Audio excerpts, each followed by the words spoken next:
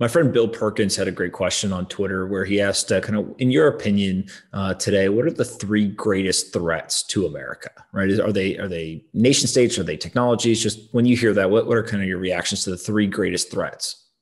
We wrestle with this all the time. So, interestingly, the same five threats that are captured right now with the new administration are the same five threats that 4 years ago were presented to a different administration. So, in terms of nation states or ideological threats out there, everybody knows they're kind of wrote if you're national security is China, Russia, North Korea, Iran, and violent extremism.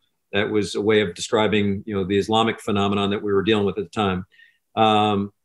I think, and we ironically back then we listed those pretty forcefully in documents to try to get us more balance from our counter-terrorist, counterinsurgent effort in the Middle East onto China as at least a budding adversary. And 4 years ago, our national policy, our stated national policy was to not refer to China as an adversary. That was the administration that President Biden served in before. I think we've had that bipartisan, acknowledgement that if they're not an adversary, they're sure behaving in an adversarial fashion. And if you read their literature, they do believe, Xi Jinping and others do believe that there is going to be a meeting engagement sometime down the road here where it won't be ships passing in the night kind of evolution, and it may not be peaceful. That's where it behooves us to read what the CCP is saying about where they see themselves now and into the future. So I do see China. It's irresistible. You just have to read the first chapter of Graham Allison's book just to understand the demographics and the magnitude of the economy. This is not something the U.S. can take on mano a mano. It is an incredible challenge from that standpoint. So we need, the point being, we need partners. We need, and I read something, I think, in The Economist the other day. The good news is the Western world is still 60% of the the GDP. So you do have leverage now, unless you let it wane and die off. So I think China's out there. Russia is not going away, and unfortunately, you're seeing it now with Navalny. Is the joke, which I don't think was said jokingly a couple of years ago and continues to play out, is that Putin is not going to go out, vertical.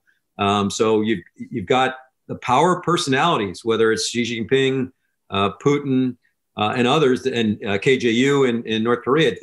These personalities that are variables that you just have to consider, will be disruptive going forward. So China and Russia kind of in combination because they're existential threats. And then, people think I'm being too fluffy now, but I would go on to two venues that I'm concerned without the specific threat. One is space. And I saw the to-do on Twitter today, disparaging Space Force and all. The news flash, without getting into classified levels of discussion, is we are terribly keep you awake at night kind of vulnerable in space right now. We're way behind.